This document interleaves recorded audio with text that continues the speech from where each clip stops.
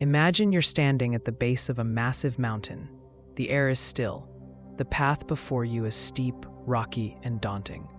You're carrying a heavy backpack filled with regrets, insecurities, pain, and stories you've told yourself for years. Every time you try to climb, something inside you whispers, "You're not ready," or "What if you fail again?" So you stay. You camp at the bottom of the mountain, stuck, knowing deep down there's more to life, but feeling frozen in place. Now here's the wild thing. What if I told you that mountain is you? Hello, I am Bharat, and welcome to Audiofybooks, where you will find excellent audio summaries of books in a very easy and interesting way. If you want to learn from new books, do subscribe to the channel. Let's get started with today's book. So, The Mountain is You by Brianna Wiest is not your average self-help book. It doesn't throw cheesy motivation or surface-level advice at you. It invites you to do something much scarier and more freeing. It asks you to look in the mirror, to get honest with yourself, to meet the parts of you that are afraid, angry, hurt, and hiding, and to climb the internal mountain you've spent your whole life avoiding. Because that mountain isn't your enemy, it's your path. Brianna Wiest starts by unpacking this idea of self-sabotage. Most of us think self-sabotage is laziness, procrastination, or just being bad at discipline. But according to Brianna, self-sabotage is actually a survival mechanism. It's your mind trying to protect you from pain by keeping you where you are, even if where you are is miserable. Take a moment to think about that. Think about a time you wanted something so badly. Maybe a relationship, a career move, a big opportunity, but you messed it up. You ghosted someone. You didn't apply. You made excuses. You avoided the gym. You overspent. You stayed silent when you wanted to speak. That wasn't failure. That was fear dressed up as logic. Your inner self was screaming, "This is unfamiliar. This is risky. This might hurt. So let's stay in what we know." Even if what we know is slowly destroying us. And this is the heart of the mountain.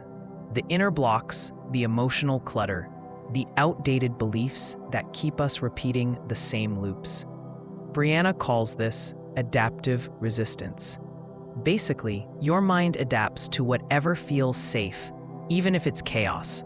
So to change your life, you have to convince your nervous system that growth is safe, that thriving won't kill you. And to do that, you need emotional intelligence. Now, emotional intelligence isn't just some soft skill from corporate seminars. It's the ability to sit with discomfort, to question your thoughts, to pause before reacting, to know your triggers, to befriend your feelings instead of numbing them. Imagine your mind like a crowded room with voices shouting over each other. Emotional intelligence is the calm voice in the center, saying, "Let's listen, let's understand." For example, instead of saying, "I'm just bad with money," emotional intelligence would ask, "Why do I feel anxious every time I think about finances? What's the story I've attached to money? Was I taught that success equals greed? Am I afraid of responsibility?" These questions unravel the roots, not just the symptoms. One of the most powerful parts of the book is when Brianna says, "You don't sabotage yourself because you're broken. You sabotage yourself because you're afraid." That hit me like a truck. So often we internalize failure as proof of being unworthy, when in reality, it's often proof that we haven't healed. Let's talk about healing for a second, because this book makes it very clear. Healing is not a straight line. It's not some magical place you arrive at where everything is perfect. Healing is messy. It's non-linear. It's full of relapses and revelations and random Tuesday nights where you cry over a song you didn't even like last week. And that's okay, because healing isn't about becoming someone new. It's about remembering who you were before the world told you to be small. There's this powerful metaphor in the book. Imagine you're a tree. When you grow, your roots go deeper. not just your branches. So when you're evolving, you're not just learning new habits, you're digging into old wounds. You're pulling out weeds. And yes, sometimes it gets dark underground, but that's where the real work happens. One thing I love about Brianna's approach is how practical she makes inner work feel. She doesn't just say, love yourself more, and walk away. She talks about specific patterns like people-pleasing, perfectionism, or the fear of success. She explains how these behaviors are often rooted in trauma. For example, maybe you grew up feeling invisible, so now you overachieve to feel worthy. Or maybe you were punished for speaking up, so now you avoid confrontation at all costs. Understanding these patterns isn't about blaming your past. It's about giving yourself context.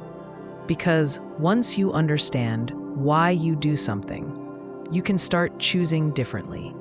That's real power. When your awareness becomes stronger than your autopilot. There's a chapter where Brianna dives into this idea that every time you avoid your inner mountain, life will keep placing smaller versions of it in your path. A toxic boss, a heartbreak, a failed goal. These are wake-up calls, not punishments. They're reminders that you have unfinished business within, that you need to stop climbing around the mountain and start climbing through it. Now, climbing through your mountain doesn't mean you have to fix everything overnight. In fact, trying to fix yourself is often another form of sabotage. Brianna says something beautiful. You don't become whole by changing. You become whole by remembering that you already are. Mic drop. So what does the climb actually look like? It looks like taking small actions from a place of love, not fear. It looks like setting boundaries, saying no, going to therapy, journaling your thoughts, letting yourself rest, pursuing what lights you up even when it terrifies you, speaking kindly to yourself, choosing progress over perfection, rewriting the story in your head that says you're not good enough. And here's where it gets real. As you grow, you will lose things: comfort, old identities, relationships that were built on your lower self. But you will gain peace, clarity, confidence. You will start recognizing yourself, not the version of you shaped by pain, but the version shaped by truth. Brianna emphasizes that transformation isn't about adding more to your life. It's about shedding what was never really yours to begin with. The guilt, the shame, the limiting beliefs, the generational baggage, the masks, and yes, it's scary to let go. But it's scarier to stay stuck in a life that doesn't feel like yours. There's a part of the book where she says, you will never feel truly satisfied by a life that is built on fear. And that's when it clicks. Most of our decisions, what job we take, who we date, where we live, are driven by avoiding fear rather than chasing joy. We play small because we think small is safe.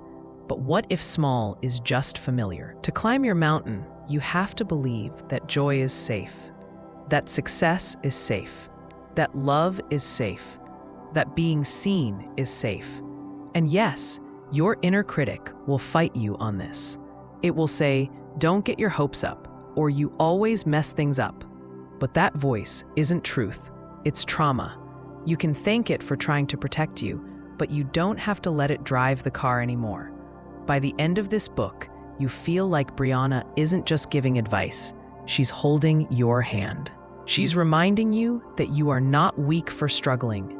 You're human, and being human is messy and beautiful and brave. So here's the truth. The mountain is not your enemy. It is your invitation. It is your mirror. It is your masterpiece. And every step you take upward, every uncomfortable choice, every honest conversation, every time you show up for yourself when it's hard, is you becoming the person you were always meant to be. So don't wait until you feel ready. Don't wait for the fear to disappear. The climb begins now. The mountain is you, and you are stronger than you think.